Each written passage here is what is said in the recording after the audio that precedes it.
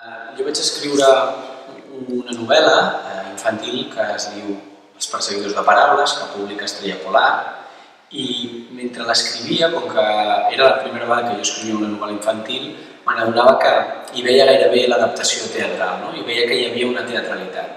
Aleshores, la novel·la, com l'adaptació, l'objectiu, el que volem aconseguir és que els nens es diverteixin molt, riguin, s'ho passin bé, és una història d'aventures a través del llenguatge, a través de les paraules, per engrescar-nos a tots que llegir no és avorrit, que s'ho poden passar molt bé, que les paraules ens porten a d'altres paraules, que no ens espanti, tot el contrari. I a partir d'escriure aquesta novel·la d'aventures, que és una novel·la d'aventures, vaig creure que podríem fer una adaptació teatral, que evidentment té la gran part de història del llibre, però la complementa. Per exemple, els nens estaran, a l'obra de teatre, estan dins de l'habitació de la Noa. La Noa és la protagonista.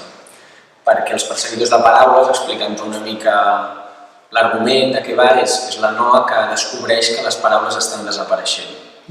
I a través d'un somni somia que està en un submarí, de cop i volta hi ha un monstre i no hi ha una paraula que pugui nombrar aquell monstre. Es desperta al matí, està menjant cereals i veu que de cop hi ha paraules que no hi són, que al diari han desaparegut també paraules.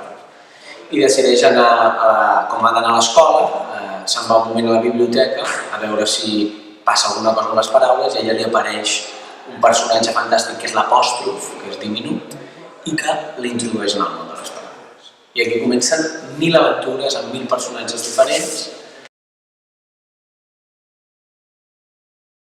Per nosaltres el més important és que els nens s'ho passin molt bé, perquè nosaltres creiem que els nens no són els espectadors del futur, són els espectadors del present.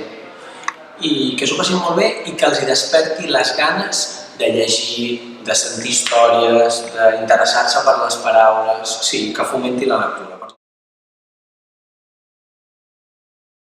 I assajant-ho me n'adono que, ostres, estem fent un espectacle a partir d'aquell llibre.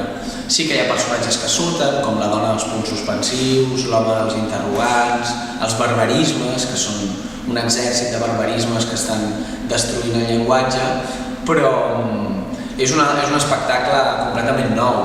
D'entrada perquè és una novel·la d'aventures que passa per molts llocs, la novel·la. I si adaptés exactament la novel·la en teatre estaríem parlant d'un espectacle molt llarg. I l'espectacle que nosaltres fem té 55 minuts de durada. Per tant, hi ha hagut de retallar, no hi ha personatges nous, però sí que hi ha una adaptació, la feina d'adaptar una obra al teatre. Per exemple, nosaltres volíem que la paraula fos molt protagonista i no hi ha elements audiovisuals.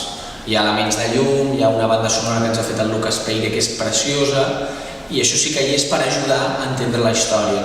Un llit de cop es converteix en un submarí, doncs clar, a la novel·la ella somia acabar en un submarí. I en el teatre aconseguim que canviant la il·luminació, entrant un so als actors i pujant una barra, el llit es converteixi en un submarí. Ho diem al començament, ara ens anem a explicar aquesta història i l'element més important que tindrem és la vostra imaginació. Creiem que avui en dia també molts materials que consumeixen els nens els donen tot molt mastegat i nosaltres volem que s'ho passin molt bé i que a més ells puguin al·lucinar-se imaginant la història i per on van i què els hi passa als personatges. Doncs d'entrada la disposició de l'espai, que et deia, els nens estan dins de l'habitació de la Noa, per tant tindran els actors molt a prop. I tu en un llibre que pots llegir i fer la teva història, però aquí hi ha una interacció molt clara amb l'actor. Els actors estem treballant, canviant el nen, hi ha un moment que participen fins i tot en la història perquè els necessitem per salvar la Noa que ha caigut en un llac ple de lletres, doncs els nens l'ajuden. Per tant, la interacció i que tenim 4 actors i això, per tant, vol dir que és una producció gran. I tenir 4 actors amb la seva energia que no paren, perquè més no paren, si els veus per darrere canviant-se, corrent amunt i avall, penso que fa molt llaminer una proposta així, un infantil amb actors a tocar i amb una història trepidant que no s'atura mai. Crec que són 10 escenes i cada escena em sembla que dura això, dura entre 3 minuts, o així no hi ha temps a instal·lar-se a cap lloc. La història es precipita, et porta cap a algun lloc.